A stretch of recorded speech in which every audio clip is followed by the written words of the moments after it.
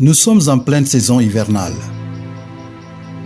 Le sol s'est revêtu de son manteau verdoyant qui caractérise le paysage de la Casamance, sud du Sénégal.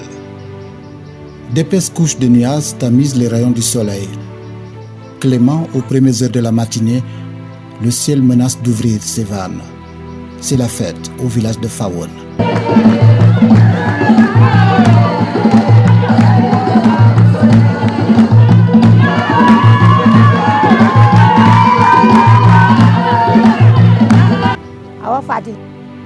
Le prétexte, un groupe de femmes soutiennent avoir été frappées par un homme qui les transportait à bord de son véhicule. Ces plaignants sont membres du Tolé Kafo ou d'Imbadjassa, une communauté de femmes qui se font passer pour des idiotes. Elles ont rendu compte à leurs aînés.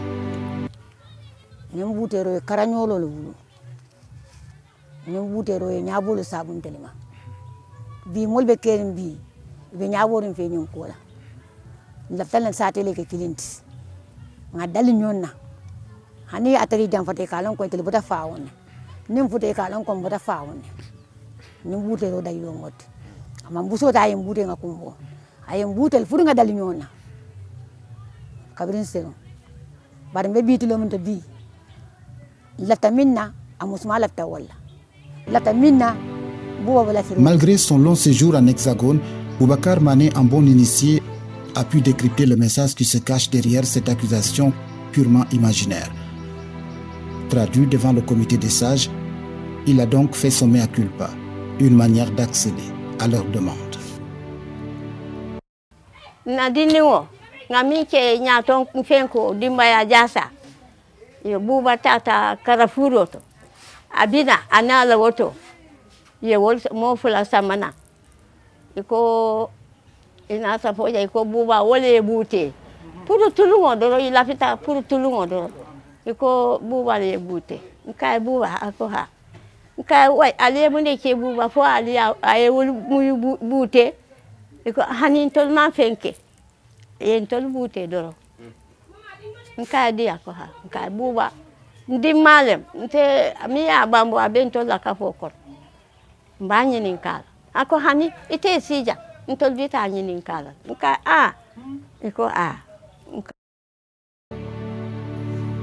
Se prêtant au jeu,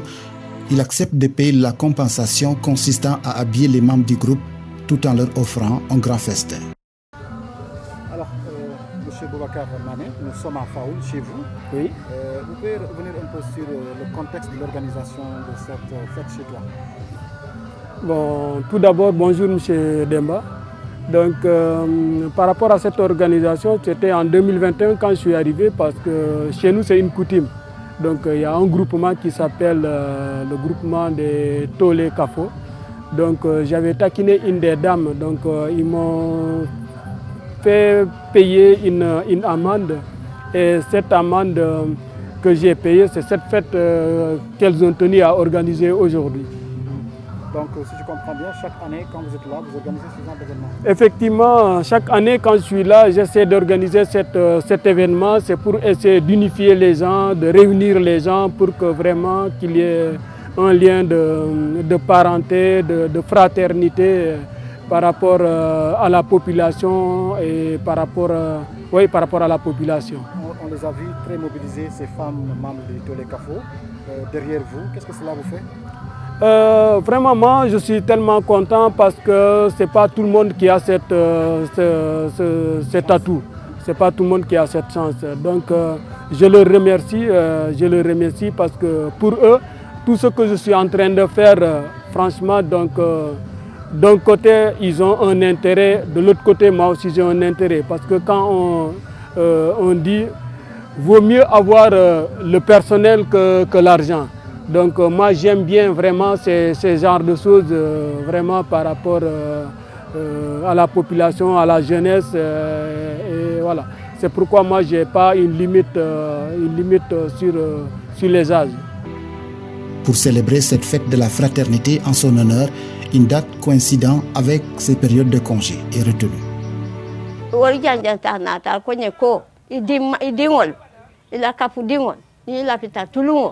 Nyanta polante afo idingo ay kodo din tolla ndapita mbe tulungo kela bara wol kon telinge bute nte me bute bari ni ala sonta bari ko ala mano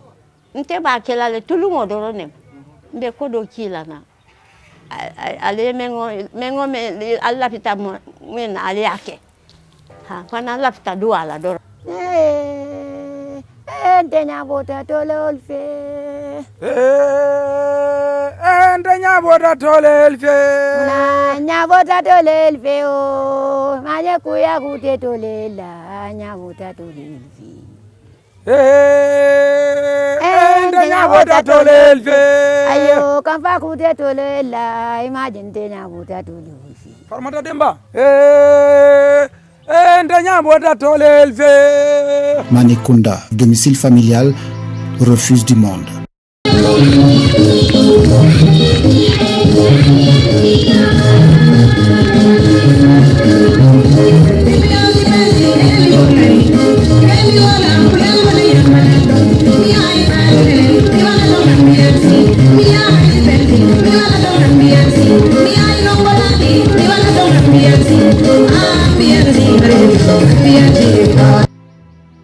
En guise de petit déjeuner, le faso ou l'aho, un plat traditionnel fait à base de céréales et de lait de vache,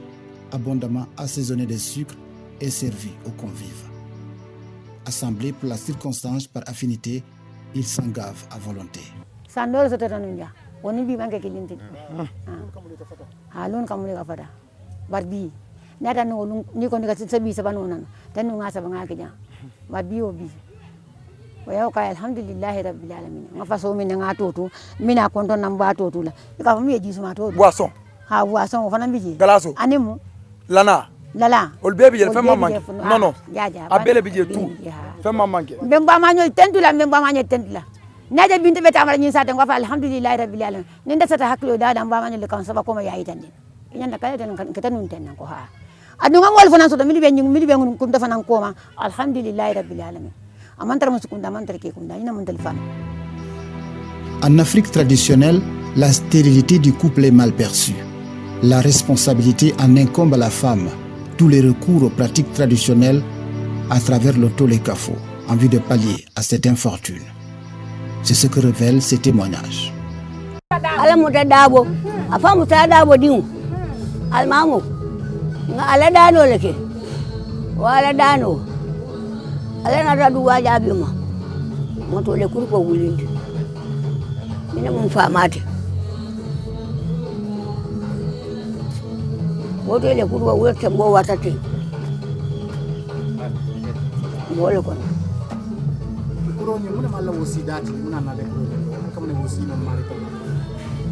wo kuole unti muta mo soto nata modani ngamolu dani ala yindi minta ben aduwa jabi umma nde kulito wala mukarfa sise ndimbato sabudu mane nde nkarfa mano jollem mba mala munyinti mun ketala wala ketam fanana ni di abuka modun tole yala. Ce n'est point par gaieté de cœur que nous formons cette communauté de femmes qui se font passer pour des idiotes. Tolé en langue mandinka et kafo signifiant groupe. Toute nouvelle adhésion doit appeler à la solidarité et à la compassion de la société. Dans un couple en quête de progéniture, la femme joue un rôle central. En cas d'infertilité, c'est elle qui est souvent indexée. Elle est taxée d'être hantée par des esprits maléfiques qui réduisent toute chance de concevoir un enfant. Voilà une des raisons qui justifie notre posture. Parfois, un changement d'identité s'impose alors aux femmes qui sollicitent une protection mystique. Rebaptisées par cette famille d'accueil, elles en portent le nom. C'est le début d'une véritable corvée. Hanini mo kata fulanti ni ay dingo soto ni man dingo soto atala ka sieti katu dingo la ka mo siandi mo dingo la ka mo bunya mo wala tole ya wala ma sababot wala ndunda kono ala dani ala en so ni ngaje mo min dala fana safo nana ye ala dani nga yorobodo ke yorobodo alhamdulillah ya rabbil alamin alam biatentula tentunya nyumala mbeja yila mbamu wanyino lade ifraila kang yamwodina Maceo. Ina mun fama. Ka ponye ejundo jola le. Ejundo o mutole tole. Ha. Sa nyinko amunta ninga dingo soto bokabal. Ejundo est le prénom qu'on m'a attribué quand j'ai rejoint le groupe. À cause des multiples décès prématurés de mes enfants, j'ai tout au début vécu une maternité difficile. J'ai donc sollicité les services de la communauté Tole Kafo. Après un bain rituel ponctué de prières, Dieu m'a accordé un enfant. Je remercie vraiment le ciel. S'inspirant de mon exemple, d'autres femmes nous ont rejoints. Suivant le même rituel, les plus chanceuses ont eu un enfant. Sa munta te muta nyaton ko tifana o grupo to le grupo bayrinte grupo len Kenya te fo ala alhamdulillah wal fana baka ye muta nyaton ko ti ni jumo lundo ngata ku ka tulu bitu mi ala la hariye bije o to le komte o ya totol buba mane anata mol taraka ako aya nyabo nga duwaye fa fanan sta nyato ala yaka duwa man boyde duwa ta tata tubabudu a dingol samba tubabudu amusobe tubabudu anata ko fay nyin ko kafu duwaye ka fay katu duwa men nga kaya ya jele wo duwa kafu abe walla ay bayo nata tolele momon di ngay fano dila momon da complete dila say bim fanan ko ngata jomon da fana min ke ngala nyi nyaajo hanni maajo no bar say tandala inumbara wo inumbara bin tata wala ntelemo Ibrahima Keba Jata mais wala mun to fana mol kan kili fanu mo jata kala tento folo kasal kila sallallahu alaihi wasallam alhamdulillah rabbil alamin ñin dimbal la koñi akoñi muna na enseo folo. Les Kafo regroupent des hommes et des femmes qui aspirent à la paix. Ces femmes se battent pour perpétuer une tradition. Je m'en félicite vraiment. Permettez-moi surtout de rendre hommage à certains de leurs compagnons qui ne sont plus de ce monde. Elles ont rejoint nos aïeux. Na fanañol bama apiañol bama bori damfa abeloru wosuna kam bulande mbojang abeloru wosuna kanjand jola boja wala mon ngeen defam bamati o fana beloru wo kola kunna mfama wala mun ñaaron ko Keba Jata o fana beloru kundo sesa Safiatu o fana jite o fana beloru kundo fatni sedi wol bebeloru wo kola kundo alal demarot foyta fonna fula kunda men bebi jeto moment koma alhamdulillah rabbil alamin kon bi ni mari man satala kilo je wolen to tujang ilan turun ko jang alal demarot bi ñine marta mimbe marling katambi mbama ñol ñaato abele do ko suuto tili ñimi felen ko mata ñino aw fatiti ñi mubbu nja jiteleti bi alata ko la ye faya dintel bar ñine mun ta fanna ground wol men ko bu nja jite ñimi ngeten e kan fo papia bojang ñim fanana karafo abe jola lebul alal demaro bi ñaabe ñulle kan alal demaroto ka ala tentu buba min ngere Boubacar Mané alal demaroto bi ni ajeni fota fo en temmomen ñim mo fula awle buute bar bira e buute butere kola alhamdulillah na ala tentu bak kabri serum fo serum ko kolam amurta ra tubabudu bara man na ñina alal de mato birana da dron jalla ka furana nga fem fay dron aya bek akina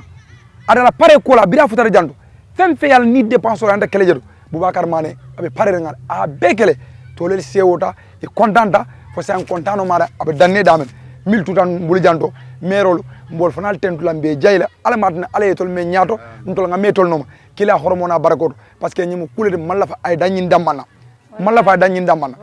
muskeba dol fel sirin so kono min kat ala muta dabo bi alhamdulillah keba la non to tamba futala janne ngana sken al futata ma jel kata ka ajibe mbi njaay bi janne ni o bode tenen ketawol be bi janne kumba jaawol be bi janne lamañol fan banna babañol dafa mbama amisil amol be bi janne mbama do fana ñata la min tamita be fawntor cité e quand fo Omar Bama na Adama Jeju wo fana bi jele abe cité janne wo fana mari man satala kilo sidam wol bebe en ka fo kono bintol be dam bi wol bentol dimbaya nyin ka folla bi ne antol fana ko kal al demaro yen dimbayale wo dimbado man tanto al demaro lo woti ka ala dannem fo ala demar bi afere dol fana kan tol dani e kan dani yen dani fem fena faawun jam folo ala demaro mammal moy folo ntol den mari man satala min ka morso wala kan so abukam malundi kono be duala sima ani jara kenda ani harje furna kal tentu kal jay atol men fanara kana ma be jam. Cette fête de la fraternité a mobilisé du monde à Fawon. Se félicitant de cette belle initiative, le maire de la commune a fait un déplacement. sommes chez vous dans le cadre d'une activité culturelle. Qu'est-ce qui justifie votre présence ici? En fait, M. Mané, c'est un ami. On s'est connus depuis pratiquement 2 à 3 ans. Des choses comme ça, quand on l'organise dans ma commune, il le fait pour moi, il le fait pour toute la commune. Donc, en tant que le magistrat de la ville, de la commune, il est normal que quand de pareils événements, que je sois présent, n'est-ce pas? Donc voilà qui justifie ma présence ici. Vous venez d'être mis à la tête de cette jeune mairie. Des activités culturelles de ce genre, est-ce que vous comptez les organiser? Absolument, absolument. C'est pourquoi d'ailleurs je le félicite. Il y a de cela déjà quelques jours, j'en parlais à mon collègue de Bogal. Je lui disais que la culture est la base du développement. Et dans ce sens-là, nous devons organiser des journées culturelles qu'on va appeler journées culturelles de Kabada. Et nous sommes en train d'y réfléchir et on va le faire. Pour une première fois, on va l'organiser ici dans la commune de Faoun et après on va faire ça dans la commune de Bogal parce qu'il faut que la culture en tant qu'élément essentiel du développement soit vraiment revivifiée. Ils étaient là aussi des amis et compagnons de Boubacar Mané, une occasion saisie pour rendre hommage à leur ami pour service rendu à la jeunesse. Ex-président de la jeunesse de Faoun. Alhamdulillah Rabbil Alamin, Alhamdulillah Rabbil Alamin, Alhamdulillah Rabbil Alamin. Comment ça va tentu? Mouye mfutandi biluma. Be alfal Faoun alfal be tentula. Be jayla. Ka tenturo mulundi alkalbama ani almame ba. Yo. Faoun jeunesse o ke tentu ke jay musu kafuke dindin keba ka Boubacar Mané la famille o ka tentu ka jay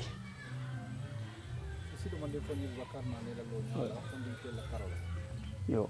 surtout mbe akotoma tentu la akotoma Samba Mané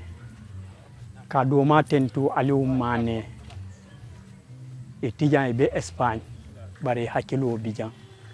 Donc ka musol tentu birin akotoma la muso mumu hule njaiti ka Bouba Mané fanan nam musu folo konton ka tentu mumu fenke fofona Fat Bintou fofona ka Bouba Mané la musu fulanjan ka tentu nyimanjay ke tentu baki ka doma Aliou la muso konton ka tentu mumu fanseni jite akotoma la manyo mbarindiwunem sali sanyan ka tentu ka jey baki ke ba ma tentu pasi ba ma be suwo kono yo ka duwa talaliye Bouba Mané la a famana ba ma anin talal toma ibe dame alma alay yang fima donc Bouba Mané nim Bouba Mané te moto birin dindinnem birin be primaire fo navetanoto donc mole muyalon ko na denta bakele fadunta armée donc na cheminé bakele de Ziguinchor à Thiès jusqu'à Kolda na cheminé depuis Ziguinchor faut Thiès ay mus folo ñini wolto na cheminé fo Kolda ay mus fulanjaw ñini wolto donc Bouba Mané la ka aketa exception bati ça te kono parce que mole muya lon ko vraiment hadama dim buña bake hakilotu fondinkel mais ama suña presque la famille ol bébé ol ñama biri fama ifama na ye dindu jedron aye ñinin ka jimale mi fama ti do niya fodron ake muta la dindu neti quoi donc Bouba Mané mole mu yalon ko vraiment ntollu be duwala e suto nin tilola ay munno alama ala ya adema ay continuer la parce que projet jamal le ba bulu mole mu yala hani au dehors de Faoun dans la commune de Faoun ay Koubache dans le département de Buntini ay ku jamal le ke secret fonkono muka son na be kucela do liya kalmuta donc social abe wolto abe wole nyama biri aman fen soto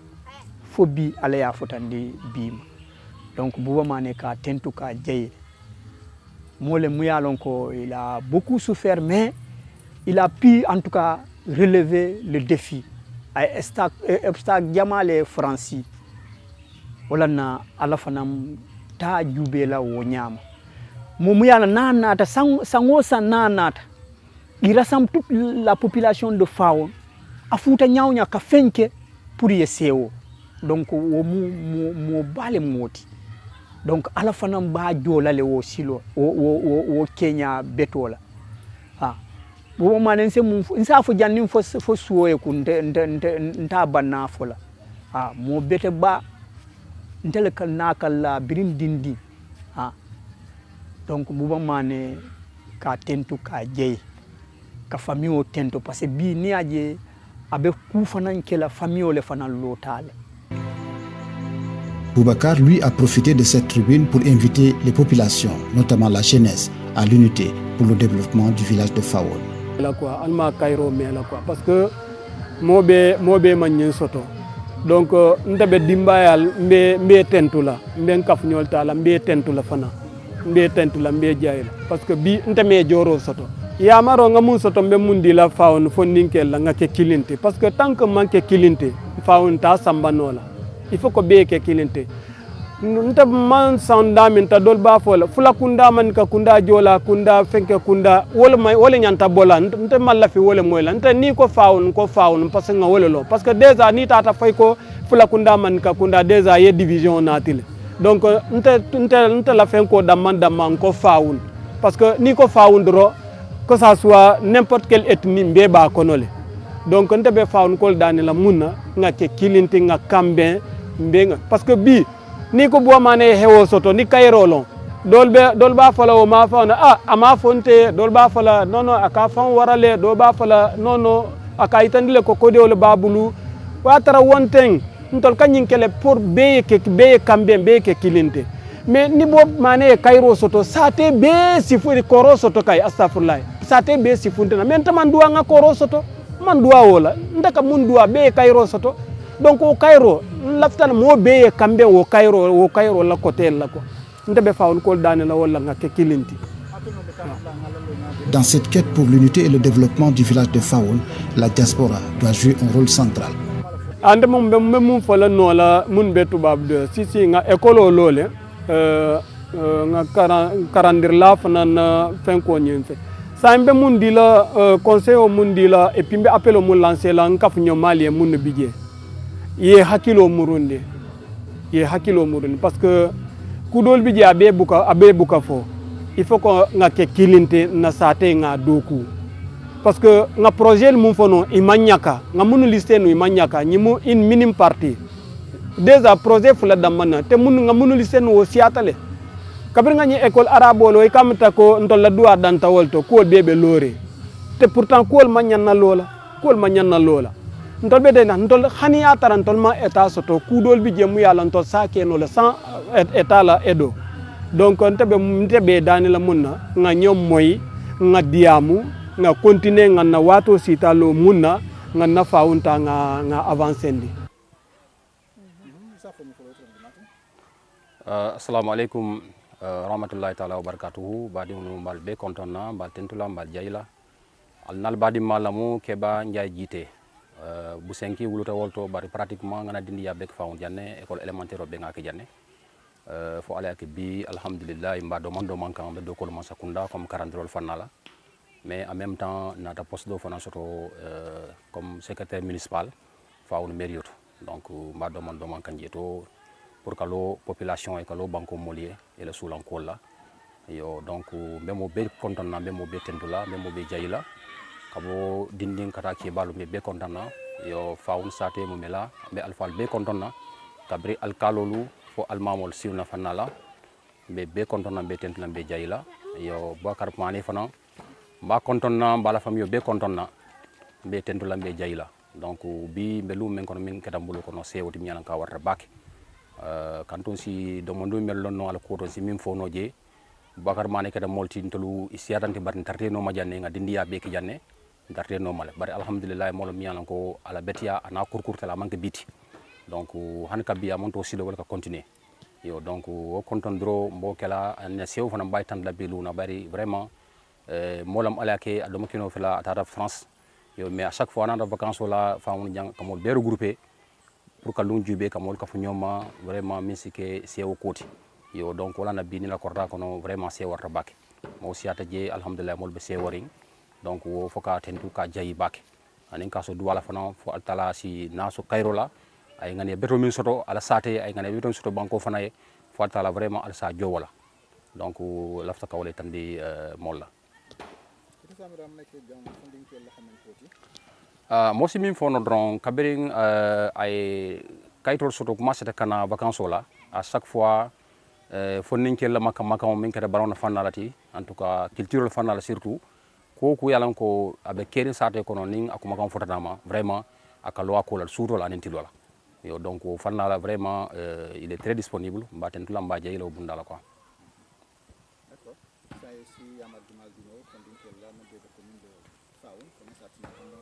Voilà donc yamaro min sa dino ba commencer la fauna donc niaji be c'est un bon exemple atebe dami la situation mais vraiment c'est exemplaire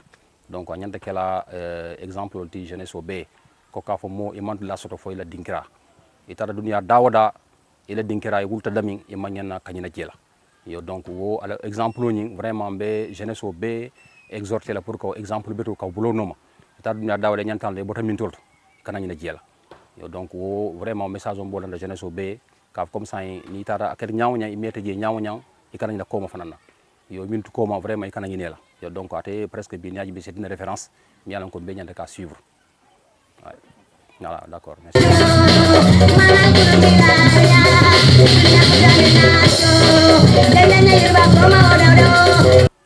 Assalamu alaikum rahmatullahi ta'ala wa barakatuhu badi unu mbal be kontonna mbal tentula mbal jayla al nal badi malamu keba njay jité bu senki wuluta wolto bari pratiquement ngana dindi ya bek fawn janne école élémentaire be ngaka janne ko bemo be kontonna bemo be tentula bemo be jayla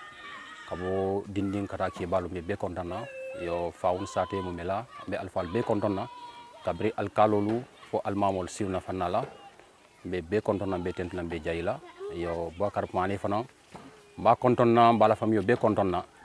be tentula be jayla donc bi mbelu men kono min keta mbulu kono sewoti mi yalan ka warta bake kanton si domondo mel lonno ala koto si min fono je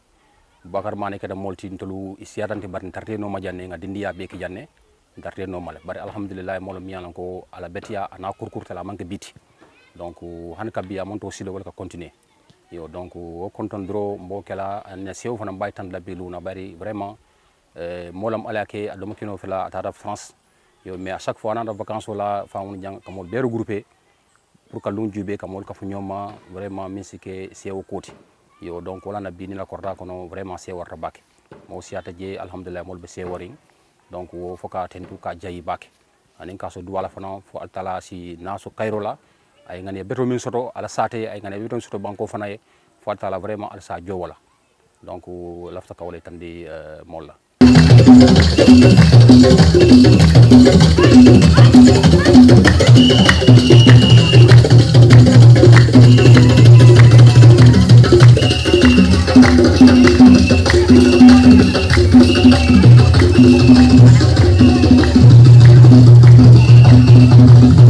Tomu ñimal ñima ñay contano rek parce que voilà birin nata jang ñi musol vraiment et voilà et ku ilota mol ko to donc nte dal be mu fula dal contano rek vraiment ha ay content bakale parce que voilà yesi molena yekiliro ke molena na ye danku la be nyamin ten vraiment fossé ode et Kafo vraiment merci ya barka bake parce que ni mo safo badi yalon voilà ka fo ko mo kari ma i fenketa badi yalon e alma badi ya continuer la dal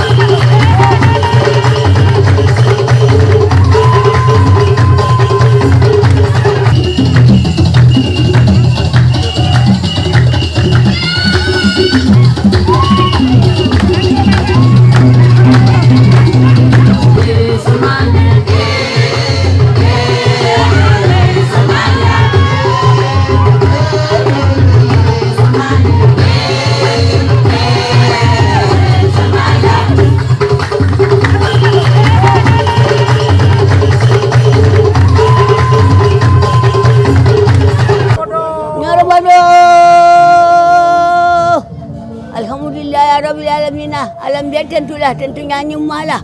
mbe jayila mbam wonyi no la de ifrailan kan yam wodi pato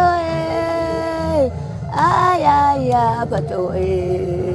pato nyinde be jilla kare dan kunna amta Allah ko ni do mo kata ni ko mo ani pato aya pato nyinde be jilla kare dan kunna Entenya bota tololfe. Entenya bota tololfe. Nya bota tololfe o. Manye kuya kute tolela. Nya bota tololfe. Entenya bota tololfe. Ayo kampa kute tolela. Imagine tenya bota tololfe. Farmata Demba. Entenya bota tololfe. De sedani no penal ko do ke ba jat anene man kam fantel kama be bi lo men to bi nata nga kala ko dal kon nin kan kuraw nata bundati yemi belori aka fa ala tinya sama fanu mo wada dala ala ma bod lay man to soto anene man kam fankam anene man na dal sudam lafta minna lafta wal alhamdulillah rabbil alamin alma taala ne mo siya mari man sa ba man sa kallan kay mi to ko ma min no alma ya nonni nada bi wakita kanyin koke pour ni radio le yatna dunia be salon ko faunu kol bi ke ba jata tebul moliya warande ko ifama banda titanna no malla iko be feto ke ndrenga feto ko min kantele ngalon ko min ngalen ni be soto la bo bitala le me lafta dunia be yalan kon tel fama te fama ko tan bulmi yalon anyon soto te dialam mul o to be duwa nyamalol be alma ke ba jata no do sayo sono yala dimbali bi alhamdulillah rabbil alamin tulun ko man dunde kanyum ko kilimande bi bar pour kala mole botambulu o en dun ka ke dimande imagine dun da sate ko non man den killa de ngasu ko la e ko mun ko be sadada non kon tel fama fa tel fama ta mata la la la la dole kon te fama fa ta ne fama mam fa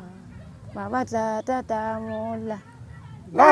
la la la dole kon te fama fa ta le mama fa